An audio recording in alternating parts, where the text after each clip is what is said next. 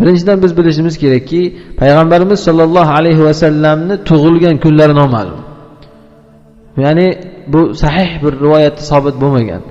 Bu Rasululloh mana kunda tug'ilgan ekan, 10-sida tug'ilgan ekan, Rabiul avvalda, 12-sida tug'ilgan ekan, 17-sida tug'ilgan ekan degan rivoyatlar, har xil ixtilof rivoyatlar bor. Sahih bir rivoyatda kelmagan. Rasululloh tug'ilgan kunlari dushanba kundaligi sahih rivoyatda kelgan. Vulidtu yawmul isnayn. Dushanba kuni tug'ildim deganlar. O'sha kunda menga vahiy keldi deganlar. Bu bor, dushanba kuni. Lekin xo'p, bu qaysi kun dushanba? Nechinchisi? Bu narsa kelmagan. Aytmaganlar. Va xuddi shunday o'zi aslida Rasululloh sollallohu alayhi vasallam Rabiul avval oyida tug'ilganliklarida ham ixtilof bor. Unda ham sahih hadis, bir Qur'onda oyat yo'q u narsada. Ulamolar o'zlari tarixdan uni o'qib, ijtihod qilib o'rganishgan. Balki Alloh taolo Rasuli sallallohu alayhi vasallamni shu tug'ilgan kunini, tug'ilgan oyini ana shunaqangi mavhum qilib, aniq qilmasdan shunaqangi ixtilofli qilib qo'yganligida bir o'zi aslida ishora borki, bu kunda insonlar payg'ambarimizga bir bid'atlarni chiqarmasin. Shunga qaramasdan chiqarishdi baribir. Rasululloh tug'ilgan oy ekan shu deb, shuni ichida tug'ilgan ekan deb, Rasululloh tug'ilgan kun ekan deb baribir chiqarishdi. Shuning uchun aslida Alloh Rasulullohni bir tug'ilgan kunini bizga tayin qilib ketmagan edi.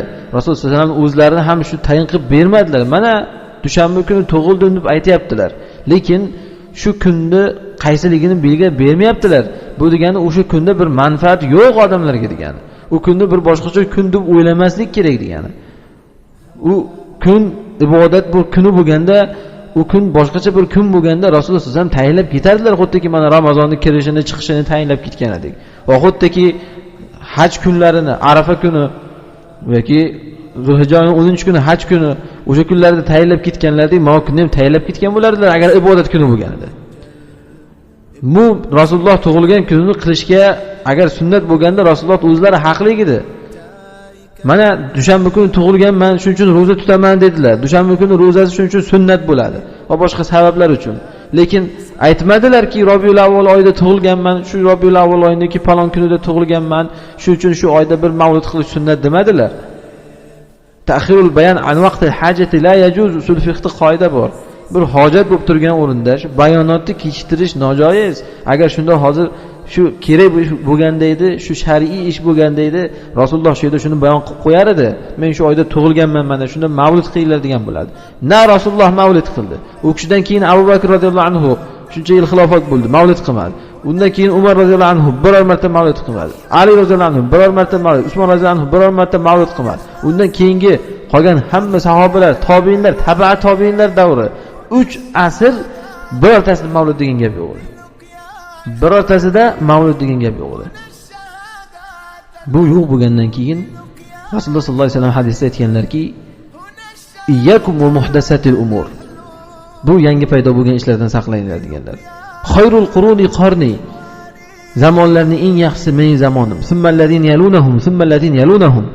Keyin ulardan keyin keladiganlar, keyin ulardan keyin keladiganlar. Al-qurunul mufaddala deyiladi. 3 eng afzal asr. Rasululloh, sahobalar, tobiinlar, tabi'a tobiinlar davri. Shu 3 asrda bo'lmagandan keyin shu keyin chiqqan ish yaxshilik bo'ladimi? Law kana khayran lasabaquna ilay. Agar bu ish yaxshilik bo'lganda, o'shalar bizdan oldin buni qilib qo'ygan bo'lardi. Qilmadilar ular buni. Sahobalar, tobiinlar, tabi'a tobiinlar birortasi qilmadi. Rasululloh ogohlantirganlar aksincha, iyyakum muhdasatil umur. Ogoh bo'linglar yangi paydo bo'ladigan bu ishlardan. Fa inna kullu muhdasatin bid'a. Har qanday paydo bo'ladigan ish bid'at deganlar. Yaxshi bid'at, yomon bid'at degan gap yo'q. Umar roziyallohu anhu so'zini hujjat qilmasin. Biz unga alohida javob bergandik. Bid'at hasanasi nima, bid'at sayyasi nima? Mutlaqo ularga bu narsaga o'rin yo'q bu yerda. Bid'at hasana deb chiqarishlikka. Va kullu bid'atin dalala. Har qanday bid'at dalolat deganlar. Unda istisno yo'q hech qanaqa. Va kullu dalalatin fin-nar. Va har qanday zalolat jahannamda deganlar. Har qanday zalolat jahannamga boradi.